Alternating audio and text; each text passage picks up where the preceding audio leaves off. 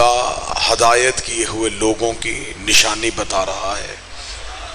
اس میں خدا نے ایک نشانی بتائی ہے الذین یؤمنون بالغیب. یہ وہ لوگ ہیں جو میرے غیب پہ ایمان رکھتے ہیں. مذہب اسلام میں اتنا حاضر چیزوں پہ ایمان نہیں جتنا غیب کی چیزوں پہ ایمان. مذہب اسلام کے، میں یہ نہیں صرف فقہ جعفریہ نہیں کہہ رہا، اسلام مذہب کے بیشتر عقائد ایسے ہیں جو غیب پہ مبنی ہیں. ہر مسلمان کو جنت میں جانے کی خواہش ہے لیکن وہ غیب ہے. ہر مسلمان جہنم سے خوف کھاتا ہے لیکن وہ بھی غائب ہے. کوئی فرشتہ ہے جو روح قبض کرنے کے لیے آتا ہے لیکن وہ بھی غائب ہے. سب سے بڑی دلیل ہے کہ جسے ہم اللہ کہتے ہیں وہ بھی غائب ہے. لیکن زمانہ عقیدے پہ ہے لیکن قائم نہیں. عقیدہ ان کا ہے کہ غائب چیزیں ہوتی ہیں لیکن فقط مذہب جعفریہ ہے جس کا عقیدہ بڑا خوبصورت ہے، اس لیے کہ ہمیں جو ہدایت کر رہا ہے وہ بھی غائب ہے.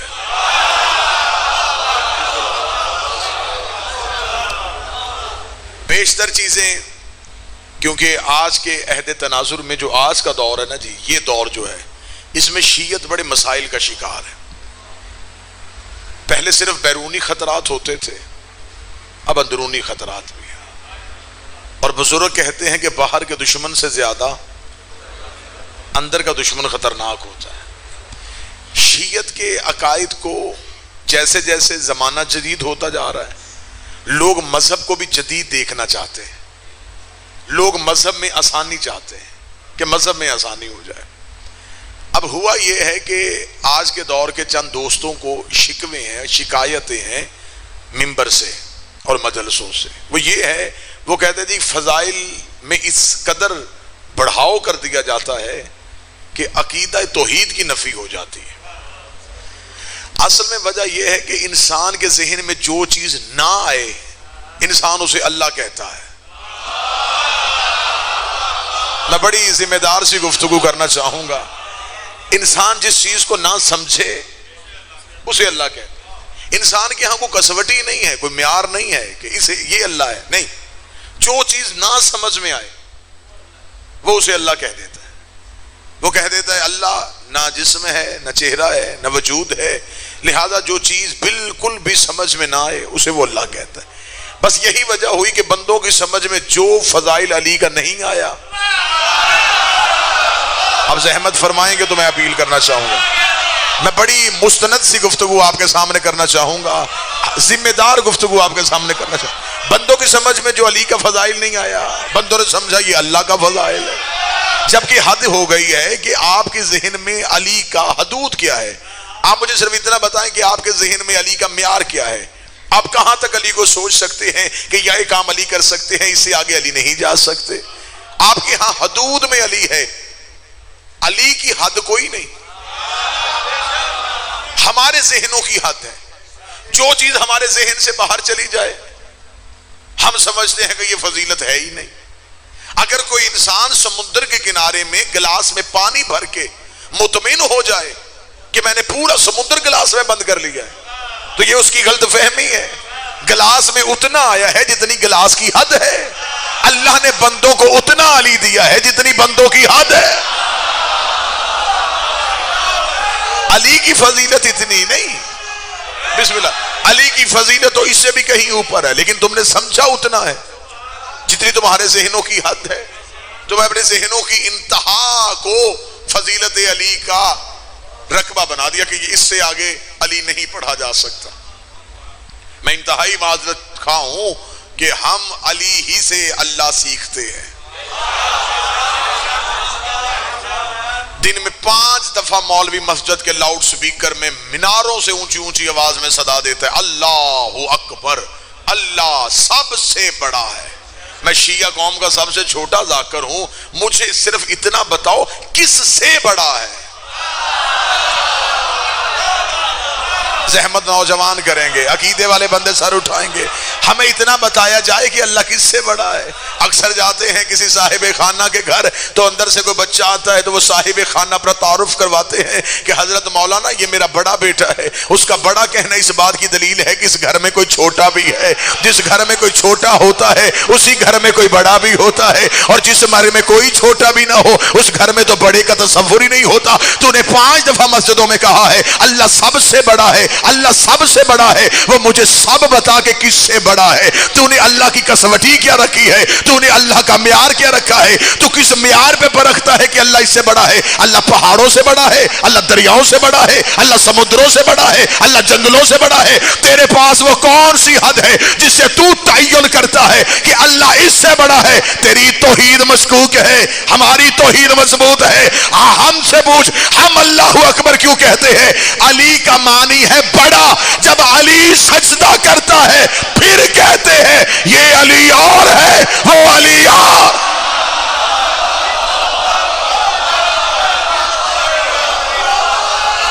بسم اللہ صلی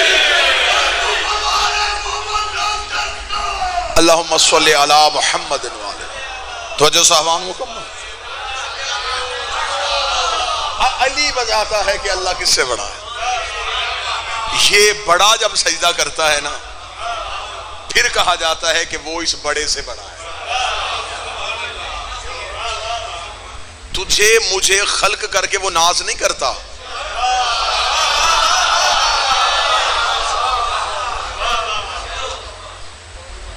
پرندوں سے عبادت کروا کے وہ غرور کرے گا، تیرے 2 سجدوں پہ ناز کرے گا وہ نہیں۔ پھر اس کو غرور کس بات کا ہے؟ وہ غرور کرتا ہے کہ مجھے علی جھکتا ہے،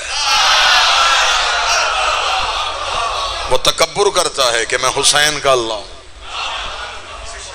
زمانے سے پوچھو کہ تم نے اللہ کو کیسے پہچانا؟ دیکھا ہے؟ وہ کہتے نہیں۔ تو پھر اللہ کو کیوں مانتے ہو؟ وہ کہتے ہیں آج بھی کسی بندے سے پوچھ لو کہ تمہارے پاس توحید کی دلیل کیا ہے، وحدت کی دلیل کیا ہے، اللہ کے ہونے کی دلیل کیا ہے؟ وہ کہتے ہیں ہمارے پاس دلیل ہے، نشانیاں بتاتی ہیں کہ اللہ ہے۔ ہم نے کہا کون سی نشانیاں؟ انہوں نے کہا سورج نکل کے بتاتا ہے کہ کوئی اللہ ہے، غروب ہو کے بتاتا ہے کہ کوئی غروب کر رہا ہے، ہوائیں چل کے بتاتی ہیں کہ کوئی چلا رہا ہے، رزق تقسیم ہو کے بتاتا ہے کہ کوئی بانٹ رہا ہے، زندہ ہو کے بتاتا ہے کہ کوئی روح خلق کر رہا ہے، موت آ کے بتاتی ہے کہ کوئی مار رہا ہے۔ میں انتہائی معذرت کے ساتھ ویڈیو کیمرے کی موجودگی میں کہوں گا جن چیزوں سے بندہ اللہ کو پہچان رہے یہ کام اللہ خود نہیں کرتا، اللہ نے ان کاموں کے لیے فرشتے رکھے ہوئے ہیں۔ ہوائیں فرشتہ چلاتا ہے، رزق فرشتہ بانٹتا ہے، روح قبض کرنے کے لیے فرشتہ آتا ہے، بارش فرشتہ برساتا ہے، اور جو فرشتے یہ کام کرتے ہیں وہ علی کے دروازے پہ کبھی بھکاری بن کے آتے ہیں، کبھی درزی بن کے آتے ہیں، کبھی فقیر بن کے آتے ہیں، کبھی یتیم بن کے آتے ہیں۔ ہم نے نشانیوں سے اللہ نہیں ڈھونڈا، ہمیں علی نے بتایا ہے کہ اللہ ہے، ہمیں علی نے بتایا۔ ہماری توحید مضبوط ہے، لوگوں کی توحید مشکوک ہو جاتی ہے، ہمارا عقیدہ توحید مشکوک ہے۔ آئیے اب غیب کی طرف چلتے ہیں اور غیب کی چند قسمیں میں آپ کے سامنے پڑھوں۔ جواہر الکلام سے لے کے نہج الکلام تک جتنی علم الکلام کی کتابیں اس میں غیب کی 3 تعریفیں لکھی کہ غیب 3 چیزوں سے ظاہر ہوتا ہے۔ 3 چیزیں ہیں غیب کی، کون سی؟ عالم الغیب ہونا یعنی کہ غیب کو جاننا، ناظر الغیب ہونا غیب میں جھانکنا، خالق الغیب ہونا غیب کو خلق کرنا۔ سب سے جو چھوٹی تعریف ہے میں پہلے وہ پڑھوں، عالم الغیب ہونا، غیب کے بارے میں جان لینا۔ اس کام کے لیے ریاضت چاہیے، زہد چاہیے، تقوی چاہیے، عبادت چاہیے، عرفان چاہیے۔ انسان اس بلندی پہ آ سکتا ہے کہ انسان غیب کو جان سکتا ہے، اور بہت سے اس وقت بھی ہمارے معاشرے میں وہ لوگ موجود ہیں جو غیب کی خبر بتا دیتے ہیں۔ اس کا مطلب ہے علم الغیب ہونا یہ مخلوق ہاں ہے۔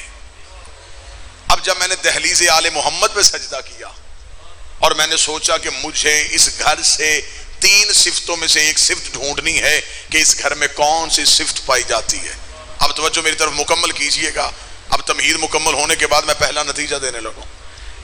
الغیب، عالم الغیب ہونا، غیب کے بارے میں جاننا.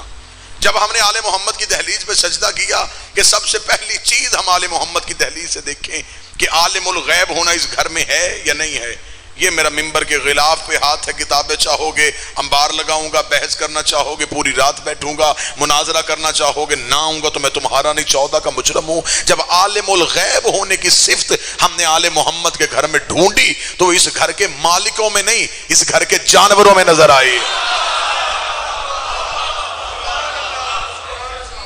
عالم الغیب اس گھر کے جانور ہیں. کبھی بھی میں مجمع کو تنہا نہیں چھوڑ کے گیا کہ میں بات ہوا میں چھوڑ کے خود میں چلا جاؤں اور آپ سارا دن پریشان گلیوں میں پھرتے رہے کہ انہوں نے دعویٰ کیا، دلیل تو ہمارے حوالے کی کوئی نہیں، بات ہم آگے کر ہی نہیں سکتے. صرف اتنا کہہ دیا کہ اس گھر کے جانور عالم الغیب ہیں، غیب کو جانتے ہیں.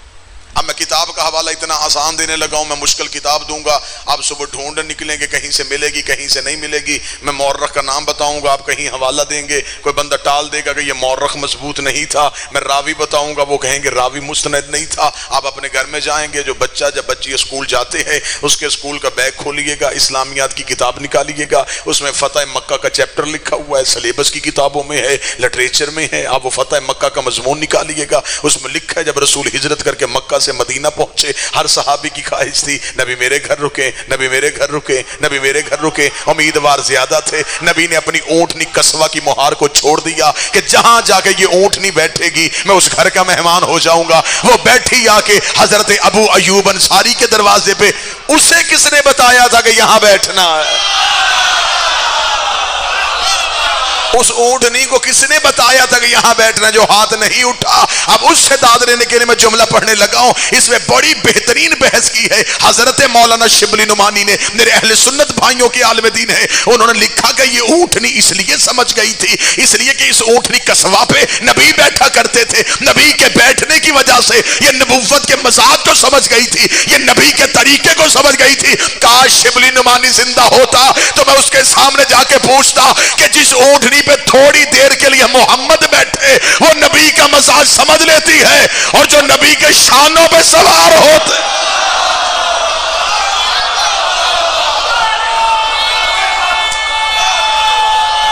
بسم اللہ. نبی کی سواری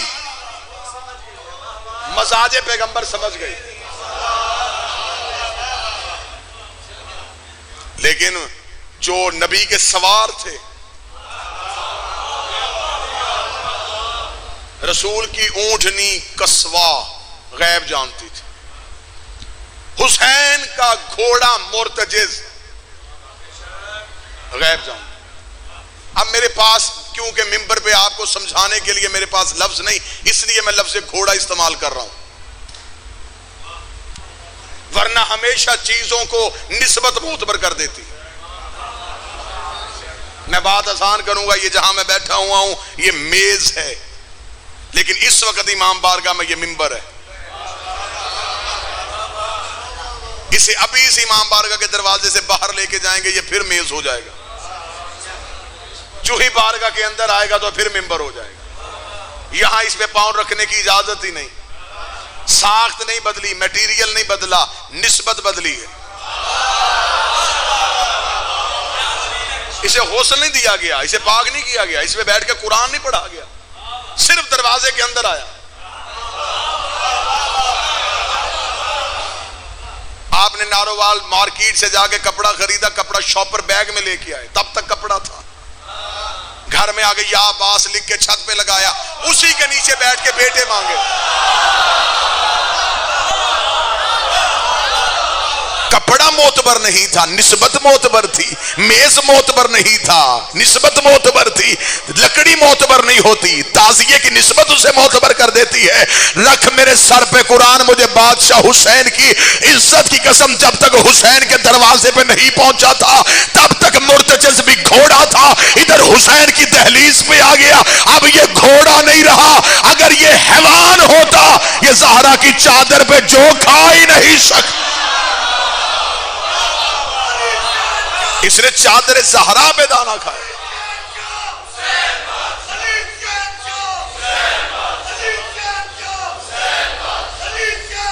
حسین بادشاہ یا علی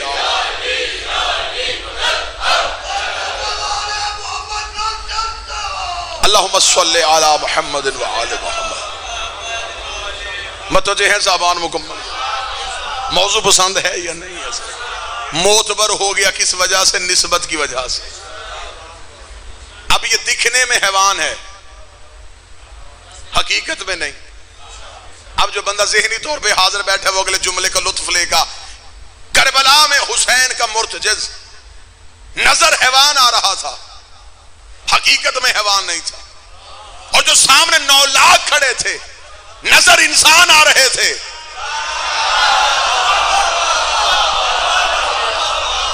اصل میں انسان نہیں تھے. حسین سے دور ہوئے، انسانیت سے دور چلے گئے. گھوڑا حیوان ہو کے حسین کے قریب آیا. حسین نے صرف خصلت نہیں بدلی، جبلت کو تبدیل کر دیا. دکھنے میں گھوڑا تھا، کھڑا علیہ السلام کے درمیان تھا.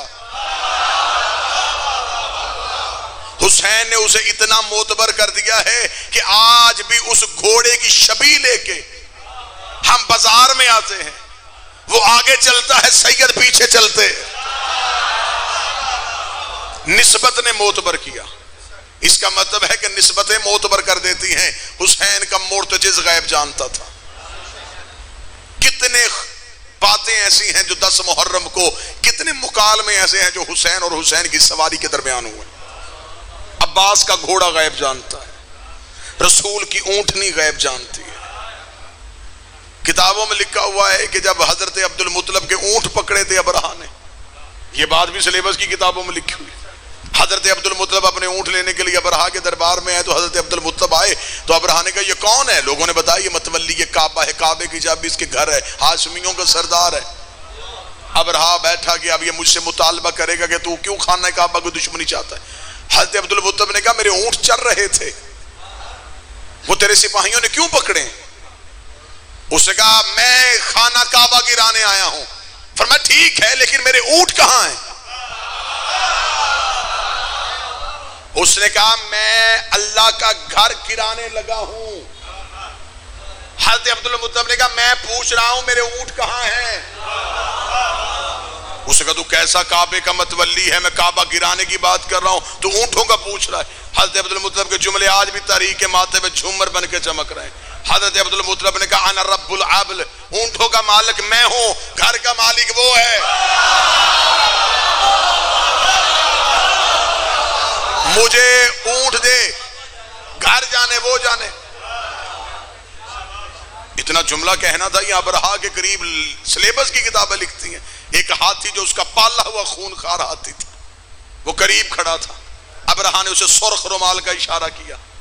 جب سرخ رومال کا اشارہ ہوتا تھا یہ ہاتھی چیختا چنگھاڑتا جاتا تھا اور ابرہا کے دشمن کو سونڈ میں لے کے پاؤں میں روند کے مار دیتا تھا. جب یہ چیختا چنگھاڑتا چلا تو دربار میں خاموشی تاری.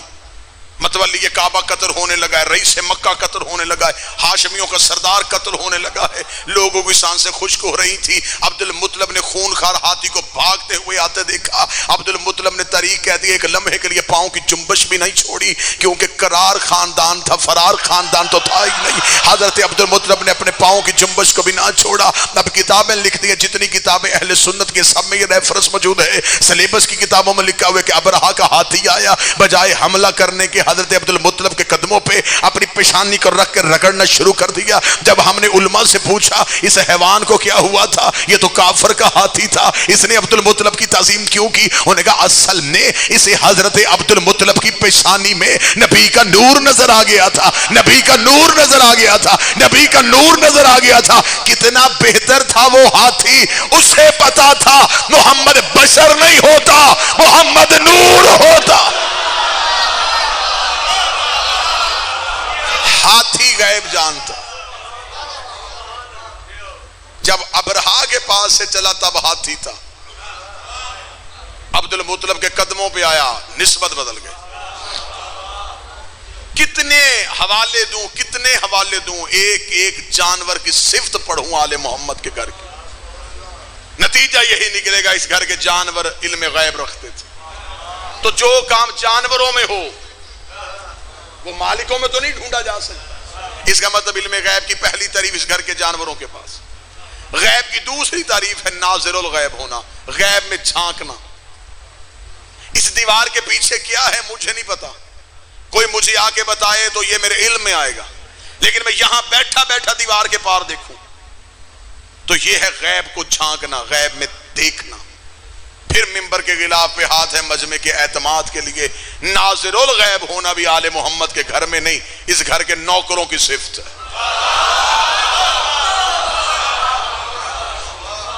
اس گھر کے نوکر غیب میں دیکھتے ہیں، غیب میں جھانکتے ہیں. کمبر آیا تھا ایک دن آل محمد کی دہلیز پہ، اس نے دروازے پہ دستک دی، اندر شہزادی فضہ بیٹھی ہے. میں نے زندگی میں اس بی بی کا نام کنیز لے کے نہیں کیا، کیونکہ جن کی تھی وہی اماں کہتے تھے. میں نے زندگی میں اس بی بی کا تعارف حبش کی وجہ سے بھی نہیں کروایا. آ کے کمبر نے دروازے پہ دستک دی، اندر سے شہزادی فضہ نے پوچھا کون ہے دروازے پہ؟ کمبر نے کہا نا کمبر، میں کمبر ہوں. بی بی فضہ نے کہ کیوں آیا ہے؟ اسے کہا عین علی، علی کہاں ہے؟ جملے کتاب میں نہ ہو میں گردن کا لہو دوں گا. بی بی فضہ دے کے کہتی ہے من البروج، آسمانوں پہ ہیں. کمبر نے پوچھا کہ علی کہاں ہے؟ جناب فضہ نے کہا آسمانوں پہ. بات ذہن میں رکھے، غیب میں جھانکنا، غیب کو دیکھنا. کمبر نے کہا فضہ میں علی ابن ابی طالب کی بات کر رہا ہوں. فرمایا میں بھی حسین کے بابا کی بات کر رہی ہوں. ہائے ہائے تیرے عرفان کے صدقے. کمبر نے کہا کہ شاید فضہ کل کو یہ کہے کہ میں تو اس علی کی بات کر رہی تھی. کمبر نے کہا ابو طالب کے بیٹے کی بات کر رہا ہوں. فرمایا میں بھی حسین کے بابا کی بات کر رہی ہوں. کمبر نے کہا اچھا علی آسمانوں پہ ہے؟ فضہ تو اتنا جانتی ہے علی آسمانوں پہ ہے، یہ بھی جانتی ہے کیا کر رہے ہیں؟ فرمایا آل محمد کی دہلیز پہ رہتی ہوں، اتنا بھی نہیں پتا کہ کیا کر رہے ہیں. کمبر نے کہا کیا کر رہے ہیں؟ مجھے منبر کے تقدس کی قسم ہے. فضہ مسکرا کے رزق بانٹ رہے ہیں، زندگی دے رہے ہیں، سانسیں دے رہے ہیں، حیات دے رہے ہیں، تقدیر بنا رہے ہیں، تقدیر بگاڑ رہے ہیں. فضہ کا اتنا کہنا تھا. کمبر ہام تھا کام تھا، جلدی سے آبادی سے باہر نکلا. کمبر کا آبادی سے باہر جانا، سامنے سے علی ابن ابی طالب اپنے کاندھے میں بیلچا رکھ کے آ رہے تھے. کمبر نے ہانپتے کامتے علی کے قدموں پہ ہاتھ رکھ کے کہا یا علی وہ جو گھر میں بیٹھی ہے نا وہ فضہ، ابھی اس سے پوچھ گیا علی کہاں ہے؟ اس نے کہا آسمانوں پہ ہے. میں نے کہا کیا کر رہے ہیں؟ کہتے رزق بانٹ رہے ہیں، زندگی دے رہے ہیں، حیات دے رہے ہیں، تقدیر بنا رہے ہیں، تقدیر بگا رہے ہیں. مولا یہ ایسی باتیں کیوں کرتی ہے جن باتوں کا انہیں علم ہی نہیں ہے؟ اتنا کہنا تھا. فرمایا کمبر تجھے شک ہے؟ علی نے کمبر کی آنکھوں پہ ہاتھ پھیرا. فرمایا کمبر اب ذرا آسمان پہ دیکھ. کمبر کہتا میں نے آسمان پہ دیکھا، عرش اول پہ بھی علی تھا، عرش دوم پہ بھی علی تھا، عرش سوم پہ بھی علی تھا، عرش چہارم پہ بھی علی تھا. کہیں فرشتوں کا نماز پڑھا رہا تھا، کہیں روح خلق کر رہا تھا، کہیں موت کے فیصلے کر رہا تھا، کہیں رزق تقسیم کر رہا تھا. کمبر نے اپنی پگڑی علی کے قدموں پہ رکھی، رکھ کے میں نوکر ہوں وہ کنیز ہے. علی ولی اللہ میں بھی پڑھتا ہوں، علی ولی اللہ وہ بھی پڑھتی ہے. آخر اسے کیسے پتا چلتا ہے کہ عرش پہ یہ ہو رہا ہے؟ فرمایا کمبر زندگی میں کبھی فضہ کا مقابلہ نہ کرنا. وہ جس گھر میں رہتی ہے اس کا دروازہ عرش پہ کھلتا.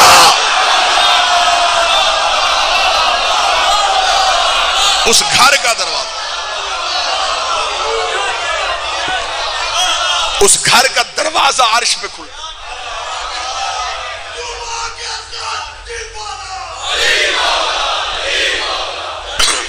جو یا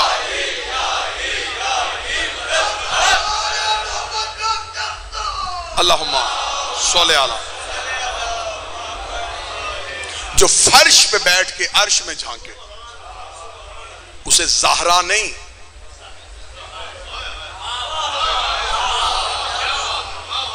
اسے فضہ کہتے ہیں. اور جو دروازے کے باہر بیٹھا ہے سلمان، عقیدے والے چہروں کے ہلکی سی مسکراہٹ مجھے چہرے پہ حساسی اور بحثاسی نظر آئی ہے، تو اب میں یہ سطر پڑھنے لگا ہوں. 21 یا 22 مکالمے ہیں جناب سلمان کے بی بی فضہ کے ساتھ.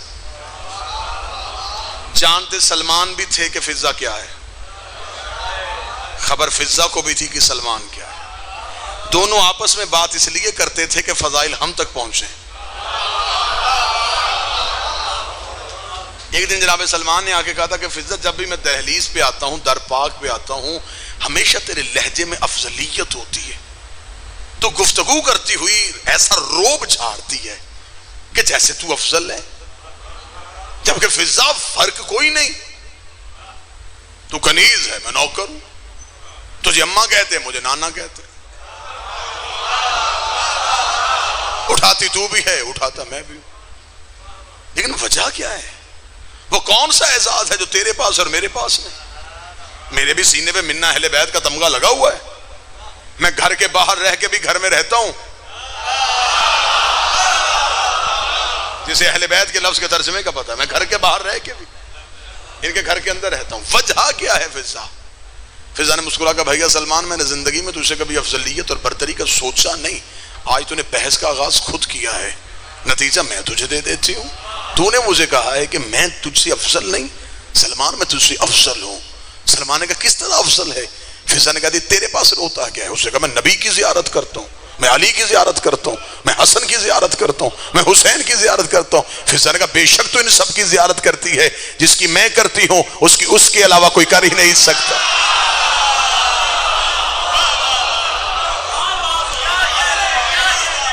اور ایک کتاب میں دوسرا مکالمہ لکھا ہوا ہے کہ بی بی فضا کی آواز آئی ہے، سلمان، تو علی کا وہ چہرہ دیکھتا ہے جو علی مسجد میں لوگوں کو دکھاتا ہے.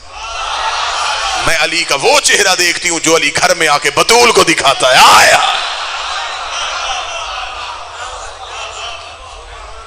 یہ اس گھر کے غلاموں میں صفت ہے.